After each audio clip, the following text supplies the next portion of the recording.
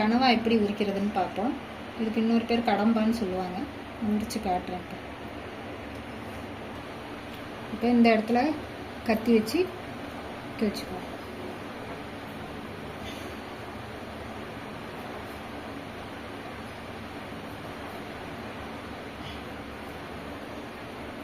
கிழிச்சாச்சு. இதை ரெண்டாக கிழிச்சிட்டு இந்த தலையை அப்படியே அந்த ஓடு இருக்கும் அதை எடுத்துட்டு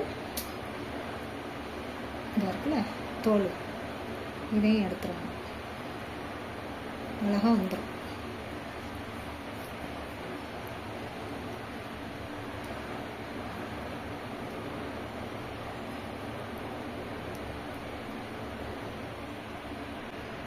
உரிச்சிட்டு இது மாதிரி சின்ன பெருசாக இருந்தால் நீங்கள் கட் பண்ணிக்கலாம். சின்னதாக இருந்தால் அப்படியே முழுசாக கூட போட்டுக்கலாம்.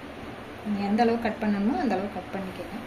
நான் தீபாவளிக்கு இது தலை வந்து இந்த மேலே இந்த பூ மாதிரி இருக்குல்ல அந்த இடத்துல இப்படி அமுக்குனிங்கன்னா ஒரு கல் மாதிரி இருக்கும். இந்த அமுக்குனா ஒரு கல் மாதிரி வருதா அதை எடுத்துருங்க.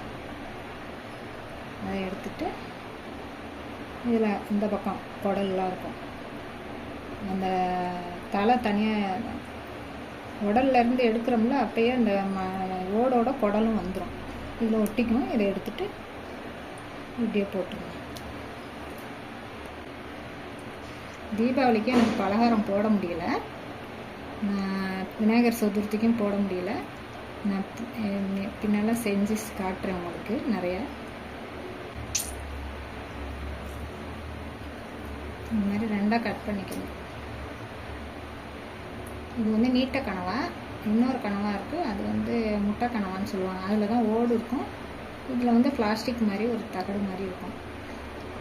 அதில் வந்து தர்மாக்கோல் மாதிரி இருக்கும்.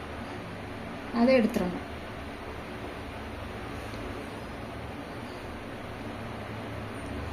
இந்த மாதிரி ரெண்டாக வகுந்துட்டு உரிச்சிங்கன்னா அழகாக உரிச்சு எடுத்துடலாம். நீங்கள் எந்த சைஸில் கட் பண்ணி போட்டுக்கணும் போட்டுக்கணும். இப்போ நீங்கள் வகுந்துக்கிட்டு எடுக்கும்போது குடலோடு சேர்ந்து தலையும் வரும். அந்த தலையை வந்து தலைப்பக்கம் அந்த தலைப்பக்கம் பின்னால் அந்த குடலை எடுத்துட்டு பாருங்கள் எப்படி எடுத்துருக்காங்க. குடலும் அந்த ஓடையும் எடுத்துட்டு இந்த பக்கம் அந்த கல்லை எடுத்துருங்க. இதில் தோல் உரிக்க முடிஞ்சால் உரிச்சுக்கோங்க. தலையில் உரிக்க முடிஞ்சிச்சுன்னா உரிச்சுக்கலாம்.